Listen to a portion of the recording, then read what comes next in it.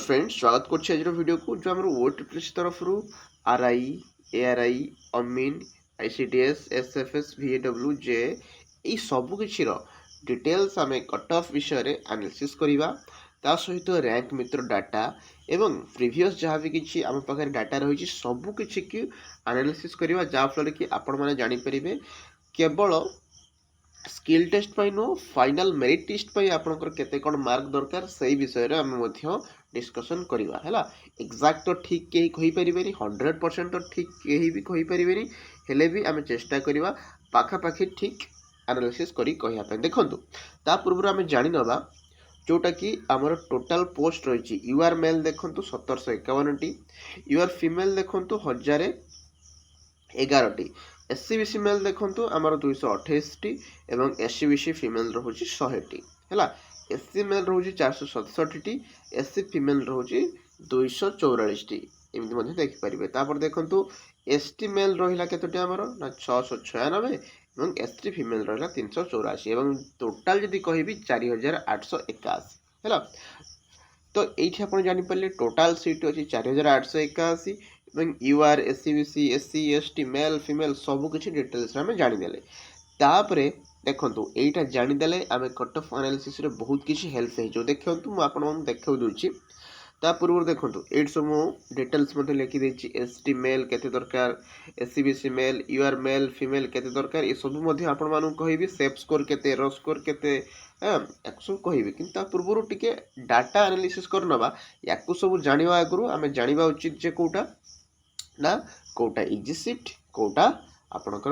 माने hard shift एवं कोटा आपणकर मीडियम शिफ्ट सेटा जानि देले ना आपण जानि परिबे आपणकर केते मार्क बढ़िबो। तो सेति पे स्किल टेस्ट में आपणकर जदी हार्ड शिफ्ट रे पडिथिबो ताहाले मनकर जो आपणकर 50 अछि हार्ड शिफ्ट मनकर जो 45 रहिछि माने जहाँ भी किछि आपण से अनुसार डिटेल्स रे बुझी परिबे। तो ता पूर्व टिके हम देखि नबा देखंतु एनालिसिस करनबा एट देखो टोटाल आमर 36,633 माने पाखा पाखी 40,000 पिलांकर रैंक मित्र डाटा को आम डिटेल्स एनालिसिस करिकी देखि नबा। देखंतु आपण माने जानिथिबे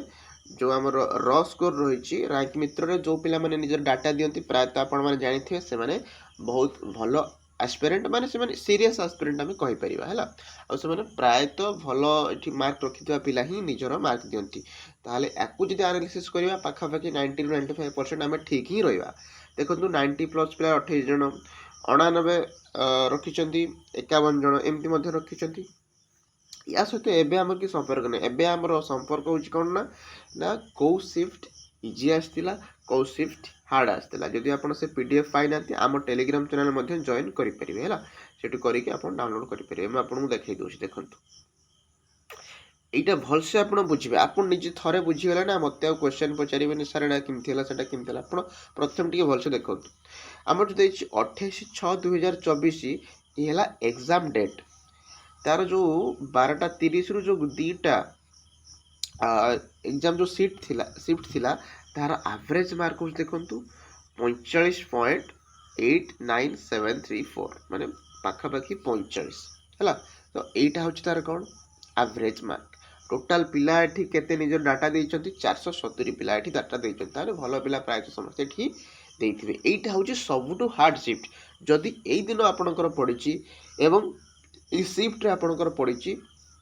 आपण यदि मिनिमम 50 पाखा पाखी प्लस रखुचंत ना आपण मानिक चलंत आपण बढ़िया स्कोर रखुचंती।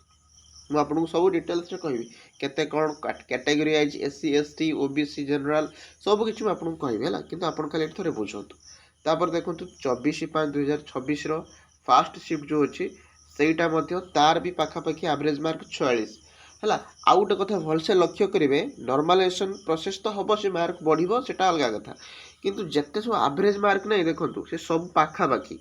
ये 45 ये 46 ये 47 ये 47 ये 48 ता माने जत्ते बेले एवरेज मार्क आपण मानकर पाखा पाखी रहउची ता माने नॉर्मलाइजेशन प्रोसेस रे आपनकर मार्क भी सेते अधिका बढ़िबो नै कम कम बढ़िबो 4 मार्क 5 मार्क बुझि पड़छत अधिका बढ़िबोनी काहे ना ई सब पाखा पाखी शिफ्ट रो एवरेज मार्क सेम अछि ताने एते डिफिकल्ट बा एते इजी माने जदि हम तुलना करवा तो हो पार ना कहीं जब गोटे 45 था आ गोटे 50 था मनकर जो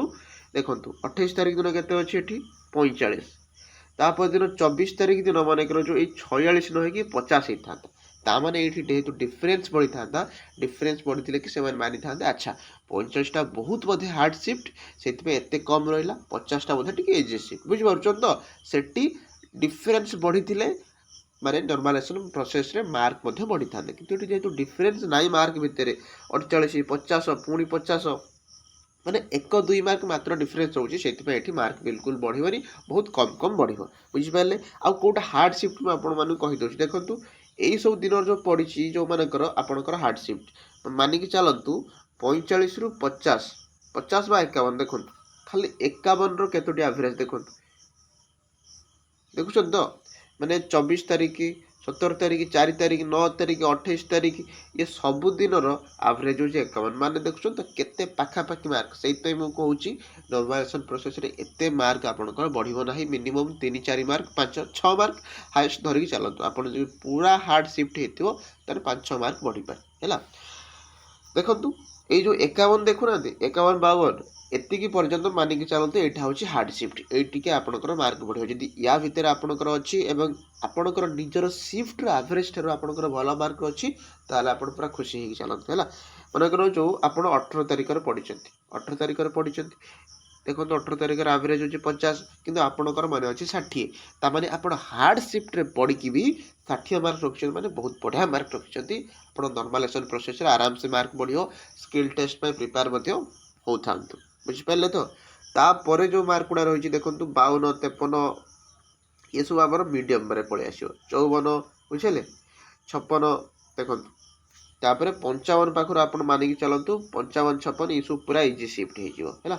55 रु जो 58 पर्यंत जापारे तो कहीं आमर जो एवरेज मार्क से कौटू के 45 रु 58 जा जाइए तो आप मानिकी चलतु 45 रु 50 भितर रखिंट जार एवरेज स्कोर जो शिफ्ट 45 रु 50 सेटा से माने हार्ड शिफ्ट में मानवे 50 रु 54-55 पाखापाखी सेटा से माने मीडियम शिफ्ट भावे तापर 54-55 रु 58 पर्यंत सेटा से सबुठू इजीएस्ट शिफ्ट बोली भावे तामाने आपणकर जदि एई डेट रे पड़ुची जो डेट्र एवरेज स्कोर हो 56-57 ताल आप सब इजीएस्ट स्कोर रे पढ़ी इजीएस्ट शिफ्ट पढ़ी आपंकर मार्क 1-2 मार्क बढ़िया भी चांस भी नहीं बुझिपारे से आपको अधिक मार्क दरकार एवं चलो देखा केते कौन मार्क रखी आप सिलेक्शन हो पारे और आशा रखिपारे हाँ मुझे मार्क रखी एति मोर शिफ्ट रैंक अच्छी ताहले मु आशा करी कि मतलब स्किल टेस्ट बा आमर जो फाइनल मेरिट लिस्ट रे ना आसीबो देखंतु आपन देखै दउछि एबे देखंतु हम जानिबा जे आपणकर शिफ्ट रैंक केते थिले स्किल टेस्ट में आपण प्रिपेयर हो पारे आ फाइनल मेरिट लिस्ट पे मध्य आपणकर ना आसी परिबो है आपण जदी जो हमर रैंक मित्र रे जो डाटा देइछंती ताहले आपनको ए जो डाटा मु कहिबी एबे हेल्पफुल हबो नहेले भी आपण जानि परिबे रॉ स्कोर अनुसार मध्य मु कहि देबी देखंतु जो माने यू आर मेल कैंडिडेट से मानकर जदी शिफ्ट रैंक हैला 70 रु 80 भितर रोची ताले आपण मानिकी चलतो आपणकर स्किल टेस्ट पई प्रिपेयर हे जांतु हैला आपण जो देथिबे रैंक मित्र निजर डाटा सीटा आपण देखिथिबे आपणकर शिफ्ट रो आपणकर रैंक केते हैला जदि देखि ना ताले देखि परिबे कि जदि देखि जदि ताले 70 रु 80 भितर थिले स्किल टेस्ट पई आ जदि 20 रु 25 भितर अछि ताले आपण मानिकी चलतो भाई आपणकर चाकरी थुआ आपण टे भल से प्रिपेयर होतु हैला फाइनल मेरिट लिस्ट पे आपण थुआ है हैला जदि आपण यू आर फीमेल अच्छी आउ देखो पूर्व गोटे जिन छाड़ देले आपंकर जो रॉ स्कोर 70 प्लस भी दरकार है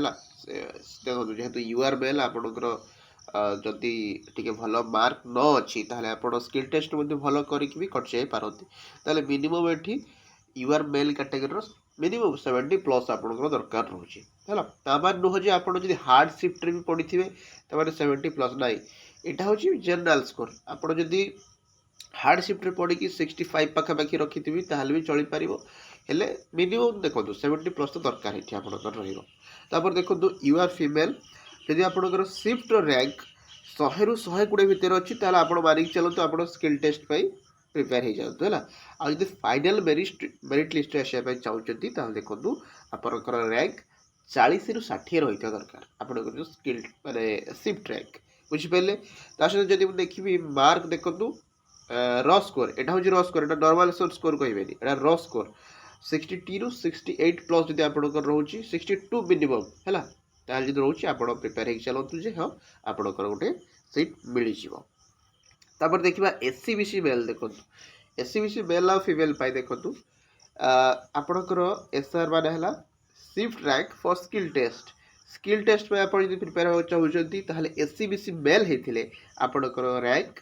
80 ରୁ 90 ଭିତରେ ରହିବା ଦରକାର। ଆଉ ଯଦି ଆପଣ ଏସସିବିସି ଫିମେଲ୍ ହେଇଥିବେ ତାହେଲେ 135 ରୁ ପାଖାପାଖି 150 ଭିତରେ ଯଦି ଅଛି ଆପଣ ମାନିକି ଚାଲନ୍ତୁ ନା ଏଠି କ'ଣ ହେଇଯିବ ଆପଣ ସ୍କିଲ୍ ଟେଷ୍ଟକୁ ପଳାଇବେ। ଆଉ ଯଦି ଫାଇନାଲ୍ ମେରିଟ୍ ଲିଷ୍ଟରେ ଆସିବା ପାଇଁ ଚାହୁଁଛନ୍ତି ତାହେଲେ ଦେଖନ୍ତୁ 20 ରୁ 30 ଆପଣଙ୍କର ମିନିମମ୍ ର୍ୟାଙ୍କ ରହିବା ଦରକାର ଏସସିବିସି ମେଲ୍ ହେଇଥିବା ଦରକାର। 50 ରୁ 70 ର୍ୟାଙ୍କ ରହିଲେ ଆପଣଙ୍କର ଏସସିବିସି ଫିମେଲ୍ ହେଇଥିଲେ ତାହେଲେ ଆରାମସେ ଆପଣ ଏଠି ଫାଇନାଲ୍ ମେରିଟ୍ ଲିଷ୍ଟରେ ମଧ୍ୟ ନିଜର ନାଁ ଦେଖିପାରିବେ। तापर देखो र स्कोर एटा जो र स्कोर देछि एटा जा फीमेल 60 ରୁ 65 प्लस एटा होछि फीमेल मानकर आ जदि आपण मेल अछती एठी 4-5 मार्क बढ़ेकी देखिबे तो मेल पिला को 64 ରୁ 68 पाखापाखि आपणकर रेंज रहिबो हैला एठी वो लिखि जे ओनली फीमेल मानकर आपण एठी 4-5 मार्क बढ़ेकी आपण देखिबे। देन होछि हमरो एससी मेल कैटेगरी देखो एससी जो मैंने मेल कैटेगरी अच्छा आपंकर जब स्किल टेस्ट चाहते आपंकर रैंक 150 ରୁ 160 भितर रही दरकार आपंकर जो शिफ्ट रैंक बुझिपारे तो रैंक मित्र डाटा अनुसार सेमती आप एससी फीमेल अच्छा ना आपंकर रैंक 170 ରୁ 180 भितर मानिकी चलतु जब रही ताहले आपण स्किल टेस्ट में प्रिपेयर हो पारे है यहाँ मुझे देखूँ ये जो कहूँ यहाँ 100% करेक्ट नुह हेले भी पाखापाखि जब आपंकर या भितर रोचे ना ताहले आप सियोर हो जाते है 100% करेक्ट तो कहीं भी कहींपरि किंतु यदि या पाखापाखि रोचे आप मानिकी चलतु आप सियोर।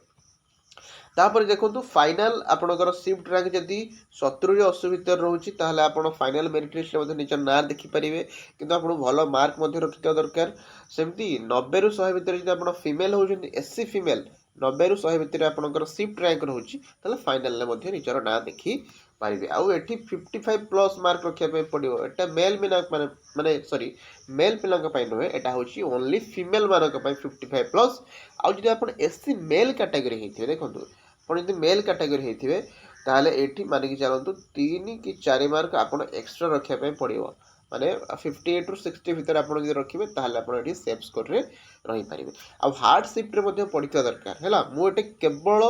र स्कोर कौच आपण से अनुसार निजर शिफ्ट एनालिसिस करेंगे मुझे पूर्व कहीदेली कौटा हार्ड शिफ्ट कौटा इजी शिफ्ट कौटा मीडियम शिफ्ट हार्ड शिफ्ट रे 5-7 मार्क बढ़ो इजी शिफ्ट रे बिल्कुल बढ़ोनी मीडियम शिफ्ट रे 1-2 मार्क बढ़ो एपट सेपट है जोटा अधिक माने मीडियम आउ हार्ड आउ मीडियम रे मिक्स सेठी टिके 3-4 मार्क बढ़ी पारे जोटा इजी आउ मीडियम रे मिक्स सेठी 1-2 मार्क बढ़ो है आप जानी पारना कौटा मीडियम शिफ्ट कौटा हार्ड शिफ्ट ताले आम टेलीग्राम चैनल जिबे सेठी जाई गोटे पीडीएफ आपको प्रोवाइड करछि जे 36,000 पिलांकर रैंक मित्र डाटा आप डाउनलोड करके निजर मध्य चेक करेंगे प्रतिदिन प्रतिटा शिफ्ट से देखिए देती एति एवरेज स्कोर से एवरेज स्कोर जार कम सी हम हार्ड शिफ्ट जार अधिक सी हम इजी शिफ्ट एटा निजे एनालिसिस करेंगे बुझीपार तो टी आपको करने पड़ो देखो तापर आसला ST male category ST male जब आप स्किल टेस्ट में प्रिपेयर हो चाहते ताहले रैंक मित्र डाटा अनुसार आपंकर शिफ्ट रैंक 190 ରୁ 210 बा 200 भितर आप रहा दरकार है जब आप एसटी मेल होती शिफ्ट रैंक आपंकर एतिकी रहा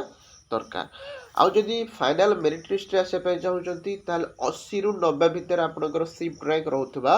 दरकार आ मिनिमम तो आपन 50 प्लस मार्क रखिया पड़ो एसटी मेल खासकर मेल एसटी कैटेगरी पिला माने आ जो 50 प्लस मु कहूनी एटा केवल मानिकी चलो एटा हार्ड शिफ्ट पिला माने हार्ड शिफ्ट पिला मानक पई कहूची जदि 50 प्लस अछि त नॉर्मलाइजेशन परे 56 57 किछि भी पारे आ जदि आपण इजी शिफ्ट रे पडिचନ୍ତି ताहले आपण याकू मानिकी चलिबे जो 50 मार्क मु लिखिछि एटा 60 प्लस मानिकी चलिबे बुझि परछन तो